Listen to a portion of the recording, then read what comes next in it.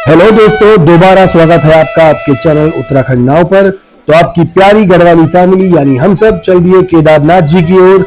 गौरीकुंड का होटल हमने सुबह ही 6 बजे छोड़ दिया, सामान क्लॉक रूम में जमा करा दिया और लगभग 6:30 पर हमने शुरू कर दी अपनी पैदल यात्रा। वैसे पैदल चलने की बात करें तो केवल 2 ही लोग फिट माने जा सकते हैं, एक मैं और एक प्रीति। गोलू का वजन ज्यादा है और कोलेस्ट्रॉल या कोई और चेकअप नहीं कराया था, लेकिन उम्र 30 से नीचे होने की वजह से उसे शामिल मान लेते हैं। बाकी बच्चे पापा और मम्मी। पापा को एक हार्ट अटैक आ चुका है, 7-8 साल से दवा खा रहे हैं, एक स्टंट लगा हुआ है, रोज लगभग 4-5 किलोमीटर की वॉक करते हैं। हालांकि डॉक्टर ने हाई ऑल्टीट्यूड के लिए मना कर दिया था, पर पहाड़ी मन कहाँ मान रहा है। वैसे फिट लगते ही हैं। और मम्मी का वजन ज्यादा है और कोलेस्ट्रॉल भी ज्यादा है, तो हमने सोचा कि कम से कम इन दोनों को हेलीकॉप्टर से भेज देते हैं।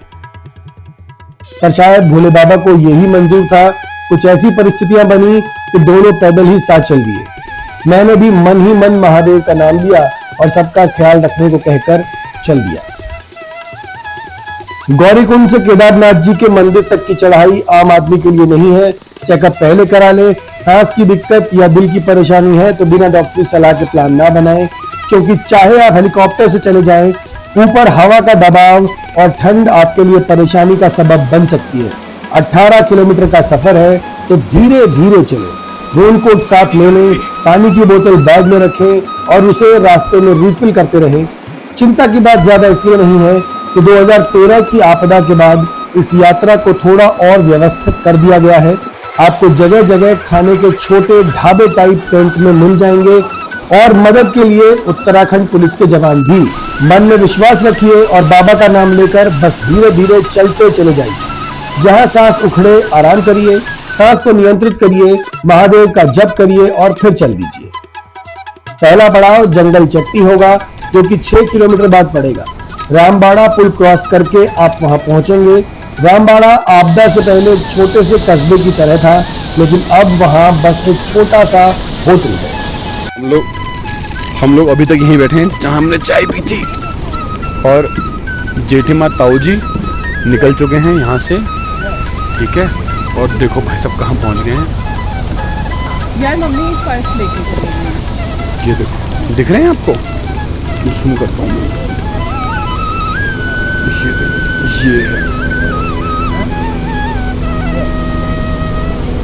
चलो अब देख लीजिए कितना दूर है। एक बार और करते हैं आपके लिए।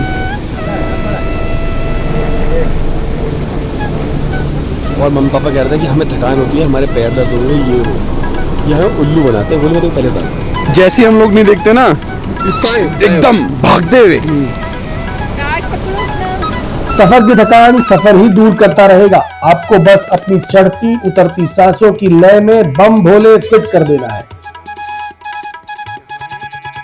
रामबाड़ा ब्रिज के बाद है थोड़ी बहुत चढ़ाई। ये है थोड़ी सी टफ चढ़ाई है। वो है नहीं वो है रामबाड़ा ब्रिज।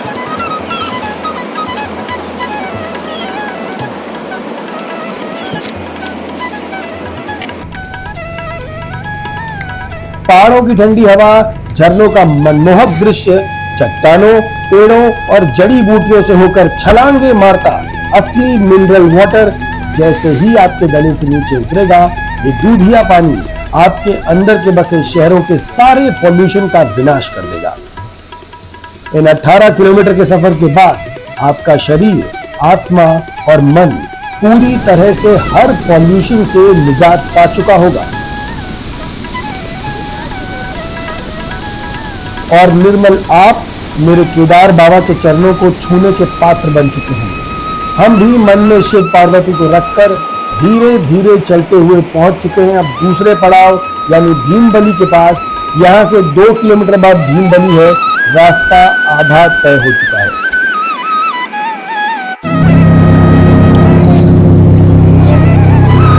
हम लोग केदारनाथ के रास्ते एकदम मिडिल में पहुंच गए हैं। देखिए, गौरीकुंड से चढ़ाई की गई थी और अब गौरीकुंड भी 8 किलोमीटर बचा है और केदारनाथ जी भी 8 किलोमीटर बचे हैं। ठीक। ये है पुल, यहाँ से हम चढ़ाई शुरू करते हैं।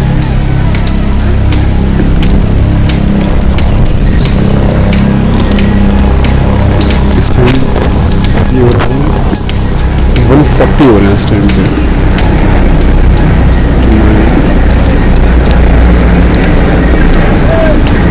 देखा तुमने कहाँ चला गया? ये रेड वाला था। मैं थोड़ा ऊपर आ चुका हूँ। बारिश हो रही है बार बार, बारिश धूप, बहुत तेज धूप थी, उससे पहले बारिश हो रही थी, अब दोबारा बारिश हो गई है। देख पा रहे हैं हम।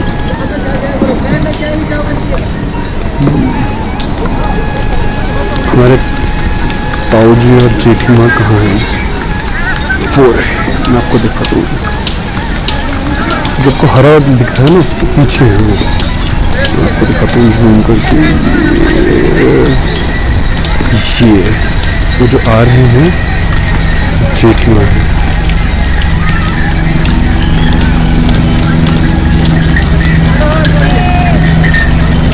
देखिए दूरी वो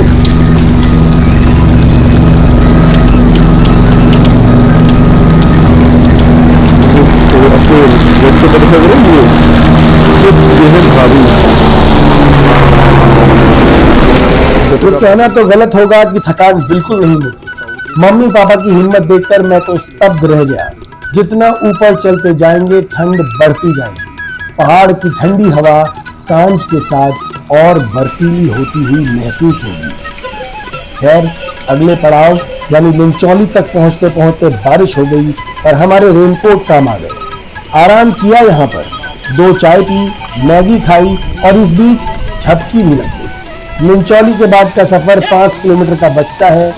चढ़ाई और मुश्किल होती जाएगी, थकान भी बढ़ेगी। ऐसे में साथ में रखी हुई चॉकलेट और ड्राई फ्रूट काम आए। रास्ते में जगह जगह पर रेस्ट लेना बिल्कुल ना भूले। अहंकार के वश में आकर जल्दी नहीं करना। महादेव के सामने संपूर्ण समर्पण का भाव ही आपको उनकी भक्ति का सुख दिला सकता है। लिंचौली से केदारनाथ बेस कैंप का रास्ता 4 किलोमीटर का है। यहाँ से पर्वतराज हिमालय अपनी संपूर्ण छटा आपके सामने खोल देंगे। हिम से ढका हुआ केदारखंड आपको वशीभूत कर लेगा। हमने तो बस यहीं बैठकर कई फोटो खिंचवाई। मम्मी पापा को देखो, थके हुए हैं, लेकिन महादेव का आशीर्वाद जिसके सर पर हो वो बैल भी नंदीश्वर कहलाता है। कृतज्ञ मन से बस केदार बाबा के दर्शन की भूख आपको खुद ले जाएगी उन तक। तन का कोई रोल ही नहीं है बाबा, ये तो बस एक छोटा सा उपकरण है। इंजन तो मन है और फ्यूल भगवान। तो जब आप फ्यूल के अनंत खजाने के पास ही जा रहे हैं तो बस खेल सिर्फ आपकी इच्छा शक्ति और विश्वास का रह जाता है। केदारनाथ बेस कैंप के बाद 1 किलोमीटर बाद है बाबा का मंदिर परिसर। यहाँ तक पहुँचते पहुँचते थकान बहुत हो चुकी थी। शरीर सबका टूट चुका था। सबने फिर आराम किया, चाय मैगी ली। शाम के 6 बज चुके थे। अंधेरा, ठंड चरम पर थे और मन में खुशी थी कि बस अब तो पहुंच ही गए। चल दिए हम धीरे धीरे और जैसे ही केदारनाथ मंदिर का शिखर दर्शन हुआ, सच मानो लगा कि सब कुछ पा लिया। लगभग शाम के 7 बज रहे होंगे। शाम की आरती की आवाजें मंद पड़ने लगी थी। आंखें सिर्फ रोशनी से जगमग बाबा के मंदिर और मम्मी पापा को ही देखना चाहती थी। मन से जो मांगा था वो पूरा हुआ। मम्मी पापा, प्रीति और गोलू के साथ बाबा के दर्शन होंगे सुबह। बस अब और क्या ही कह दूं। होटल के लिए गोलू पहले ही भेज दिया गया था, बुकिंग हो चुकी थी। हम कमरे में पहुंचकर बिस्तर में घुस गए। मुझे ठंड लग गई और अपन ने तो लिए गोली, थोड़ा सा खाना और सीधे स्वप्न लोक की ओर किया प्रस्थान। अगले एपिसोड में करवाएंगे सुबह के दर्शन और बताएंगे आगे की कहानी। आप सब्सक्राइब करिए अपना उत्तराखंड नाउ और देखिए बाकी के वीडियोस। जय केदार, जय जय बद्री विशाल।